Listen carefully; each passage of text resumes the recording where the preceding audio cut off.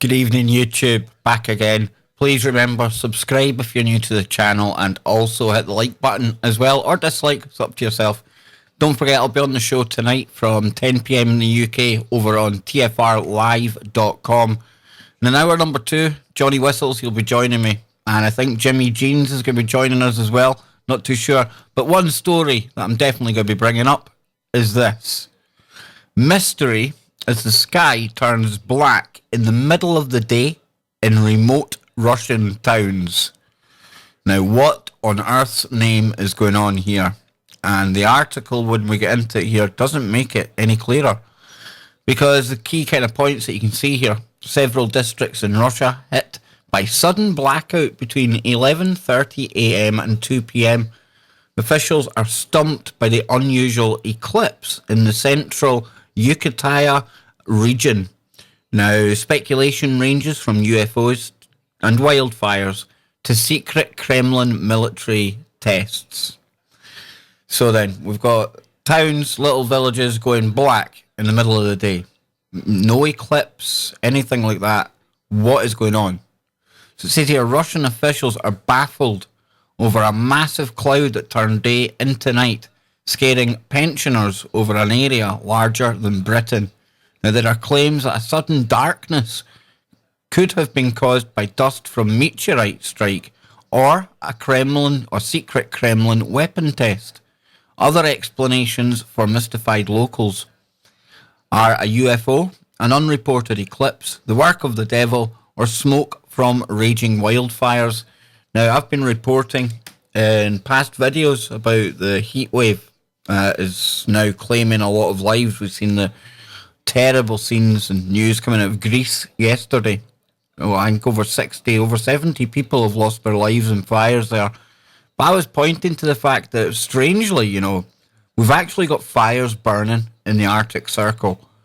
Sweden, they've got fires right now. They've called in the help from Norway. Italy are also sending them helicopters.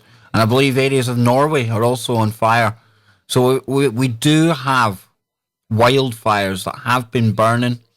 And it's a potential, for me anyway, that smoke, ash, stuff like that may have been the cause of what we're seeing here. But it's still really weird, right? And imagine you weren't expecting this. Like it says, elderly people there got a bit of a fright. I'd have got a bit of a fright if something like this had happened. I mean, talk about apocalyptic, the kind of meaning from the movies that we've got. That really would start you thinking that something pretty off is happening. And I can't rule out weapons tests or anything like that, but imagine that, 11:30 in the morning, parts of central Yucatán, Bayataniansky, Zagansky, and Verkhovyansky. You see, for people that like to have a laugh and a joke about me being pro-Russian, I'm obviously butchering the names of these places there. But what do you think happened? I mean, personally, I don't think it's a weapons test. Could be. Could well be. Putin done it. He does everything else, right? But look at this, middle of the day, you've got cars driving about with their lights on. Looks really, really red in the background.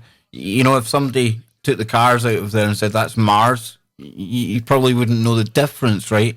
Really weird. It says Moscow's defense and meteorological officials have failed to comment on the cloud of darkness that hit 3 vast, mainly Arctic districts in Yucatán, or Yakutia region in the middle of the day. There were no reports of meteorites, eclipses, or weapons tests, let alone sightings of alien spacecrafts. Now, I know people are probably going to start shouting about Nibiru and Planet X and stuff like that. I would imagine if something like that came in, it's not just going to be a small region in Russia that's going to be blanked out, folks. So, not for me. I'm still going with the wildfires option. I really, really am. Just going to pull that story up here. Bear with me 1 second. Yeah, so like I was saying, I found this story here. This is not the one I reported on the other day, but it's a perfect example of what I'm talking about. But it says intense heat wave to build across Western Europe as wildfires rage in Sweden. This is from today, folks, earlier on, 11, just before midday. It says a hot July across much of Western Europe will climb to another level this week as a heat wave builds from Spain to Scandinavia. Now, anyone living in the core of this heat wave will be at high risk for heat-related illnesses, especially the elderly and young children. But if we look at this here, we see Sweden, we've got the winds kind of here. Now, if we come over to a map, we see that the Yucataya area, this is Yucataya area here, and if I just slowly zoom out, hopefully I'll be able to, if I close that, then we can see here, there's Sweden, and there's Yucataya. It's not impossible that that's travelled over there, not impossible at all, but very, very strange indeed, and definitely very, very mysterious if you were there. But a local resident said messages are going around about a light flash registered by the US satellites, followed by an increase of radioactive level and unusual activity for the military. We are never going to be told if this was true or false. Some claim it could be a new type of weapon being tested by the Russian military, and another source said this can only be explained by a UFO. Not saying it was aliens, right? But it was aliens. I'm having a laugh. I don't know what's happened here, but this bit's strange. It said messages going around about a light flash registered by US satellites, followed by an increase of radioactive level and unusual activity of the military. And I would imagine, the military would be out investigating if this was totally something they didn't know what was coming. And, to kind of counter what I was saying about the fires and things like that, the smoke that we were seeing, you'd imagine that would be tracked by satellite, right? But yeah, this sounds like it was totally a surprise. Maybe just because it was a remote region in Russia, they didn't know. Not too sure. Part of me wants to go with the UFO. I don't know why. Probably because I'm into the woo and things like that. It's going to be great talking about this on the show tonight. Please join me. Got lots of other stuff to get into as well. Lots of stuff going on here in the UK. It says, goes on to say, residents reported darkness being around 11:30 a.m. and lasting for almost 3 hours. Now, gloom descended on Eveno, Biatantiaski, Zagansky and Verkhoyansky, but none of these districts have been hit by wildfires that are raging in other Siberian localities. What do you think, folks? What do you think? The areas are far north, or so far north at this time of year, they virtually have 24 hours of light. But as one local said, day suddenly turned into dark. What's going on? This is getting more mysterious, the more we kind of read into it. I gave it a quick look over the first time, but now that I'm starting to really, this is starting to sink in. There's something very, very weird going on. We took torches to walk outside, but actually no one wanted to be on the street because the feeling was as if something heavy in the air was pressing on your chest. Now we're looking at weapons tests, folks. Accounts spoke of a thick layer of dust after darkness, but this had been denied by some officials who expressed doubts that pollution from wildfires was the cause. It'd be quite convenient for them to cover up a weapons test or a UFO by saying it was wildfires. The fact they're not saying that, it's quite strange, right? We love a cover-up, and if they were trying to deny something, I automatically assumed, well, it's smoke, it's travelled from the fires. Be easy for them to go down that road, but they haven't. That's quite interesting in itself. A local official in Nizhny Byatiansky settlement said at first it looked like it was a strong thunderstorm coming.